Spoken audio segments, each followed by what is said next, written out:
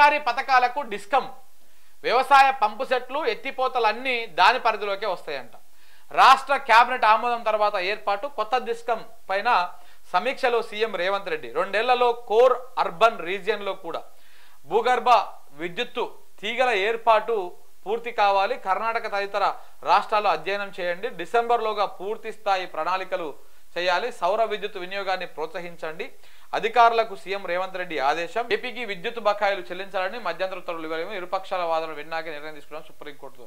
అదొక వేరే వార్త. మళ్ళా అయితే ఇప్పుడు ఏం చేస్తున్నారంటే సర్కారీ పథకాల కోసము ఒక డిస్కమ్ను ఏర్పాటు చేస్తున్నారు.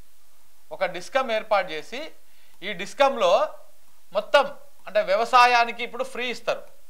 ఈ డిస్కమ్ కొత్తది ఏర్పాటు చేస్తారు. ఈ డిస్కమ్లో ఏమేమి ఉంటుందంటే ఇప్పుడు వ్యవసాయం ఉన్నది. ఈ వ్యవసాయానికి ఫ్రీ కరెంట్ ఇస్తారు. ఆ ఫ్రీ కరెంట్ అంతా కూడా ఈ డిస్కమ్లోకి పోతుంది. అలాగే ప్రభుత్వ పథకాలు ఇప్పుడు లిఫ్టులు ఉంటాయి. ఈ లిఫ్టులు కూడా ఈ డిస్కమ్ కిందకే వస్తాయి. ఫ్రీ పథకాలైనా లిఫ్టులైనా ప్రభుత్వ కార్యాలయాలైనా ఇట్లాంటివన్నీ కూడా దీని కిందకి వెళ్తాయి. ఎందుకంటే ప్రభుత్వం కట్టాలి బిల్లులు.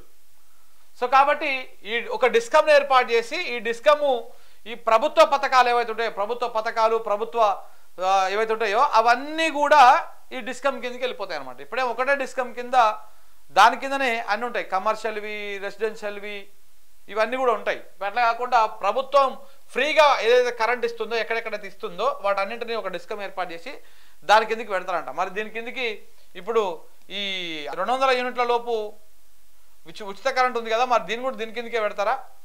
ఎందుకంటే అది ఎప్పుడు వస్తుందో ఎప్పుడు పోతుందో తెలియదు కాబట్టి అది బెటర్. అట్లాంటివన్నీ ఏవి కూడా పెట్టేటువంటి అవకాశము లేదు. ఇప్పుడు గతంలో మీరు చూడండి కేసీఆర్ ఉన్నప్పుడు నీకు తెలిసి నెలలో 1-2 సార్లు 12,000 కోట్లు డిస్కమ్ల అప్పులున్నాయి, 20,000 కోట్ల డిస్కమ్ల అప్పులున్నాయి, ప్రభుత్వం ఇస్తలేదు అని చెప్పేసి వార్తలు వచ్చేటివి.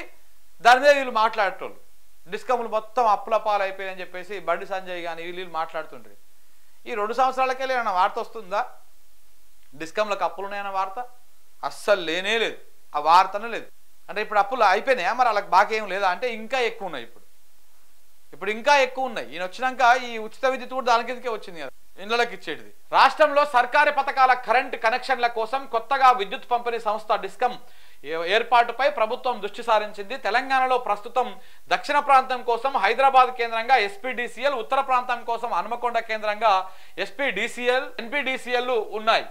ఇవి కాక కొత్తగా ఒక డిస్కమ్ ఏర్పాటు చేయాలని సీఎం రేవంత్ రెడ్డి కొద్ది రోజుల కిందట ఇంధన శాఖను ఆదేశించిన సంగతి తెలిసిందే. 28 లక్షల వ్యవసాయ పంపు సెట్లు, ఎత్తిపోతల పథకాలు, గ్రామీణ తాగునీటి సరఫరా, హైదరాబాద్ మెట్రో వాటర్ వర్క్స్ వంటి పథకాల విద్యుత్ కనెక్షన్ల కోసం కొత్త డిస్కమ్ను ఏర్పాటు చేయాలని సర్కారు యోచిస్తున్నది.